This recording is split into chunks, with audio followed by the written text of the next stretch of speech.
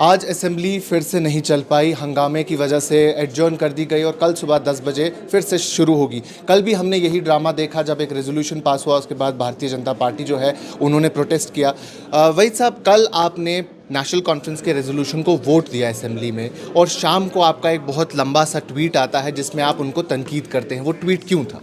We are in support of any move that questions and shows rejection of 5th August 2019 decision. पहला resolution PDP की तरफ से पहले दिन असेंबली में आया जिसको टेबल ही नहीं किया गया और जिसको स्पीकर साहब ने कहा मैंने सुना नहीं, पूरी दुनिया ने सुना, हाउस बंद हुआ, they reacted to us, honourable chief minister reacted, but ठीक है, when they brought a resolution we supported them. We support any resolution against the BJP's position on 5th August 2019. But in the evening there was a public anger. There's a sentiment in Jammu and Kashmir that the ground realities, sentiments of people of Jammu and Kashmir were not reflected clearly in that resolution. क्योंकि उस resolution में there was a call for dialogue for restoration. The people of Jammu and Kashmir want clearly to condemn 5th August decision done by BJP in the Parliament of India. And secondly, to seek restoration of Article 370, 35A and special status in its original form. उसके लिए आज हमने नया resolution table किया।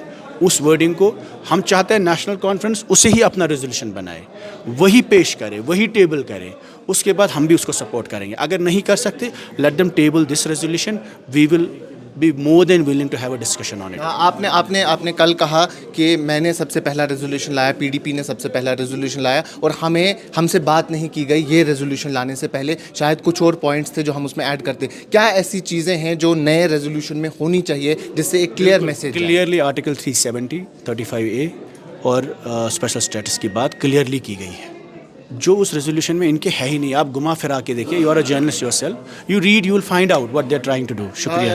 और जिस resolution की तारीफ़ें अमित मालविया जी करेंगे बीजेपी के हेडक्वार्टर से, तो उस पर क्वेश्चंस तो होंगे। तो it's a betrayal, it's a surrender, and surrender can not be struggle. We will not constitute a surrender.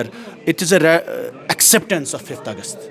And this is a clear-cut surrender of. मैं आपसे पूछना चाहता हूँ, आपने you just mentioned कि नेशनल कॉन्फ्रेंस और बीजेपी आर टुगेदर। ये statement कैसा है कि दे आर? क्योंकि बीजेपी के चीफ स्पोक्स पर्सन उनकी तारीफें करते हैं और यहाँ बीजेपी के लोग उनकी अपोजिशन करते हैं।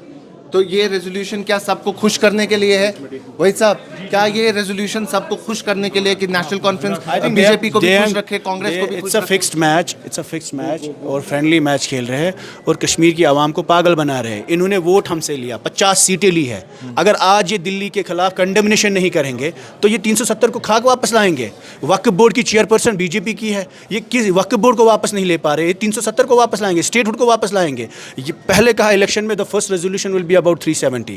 They passed a resolution on statehood. उसके बाद हम सवाल करते, हम अपना रेजोल्यूशन लाते, हम बोलते कंसल्ट ही नहीं किया, उसको गायब कर दिया। हमारा रेजोल्यूशन ही रिफ्लेक्ट नहीं हो रहा है कहीं पर। तो this is unfortunate. We are not saying कि तूफान हो जाएगा, it's not a legal binding, but let them condemn 5th August first of all. शुक्रिया। मेरे साथ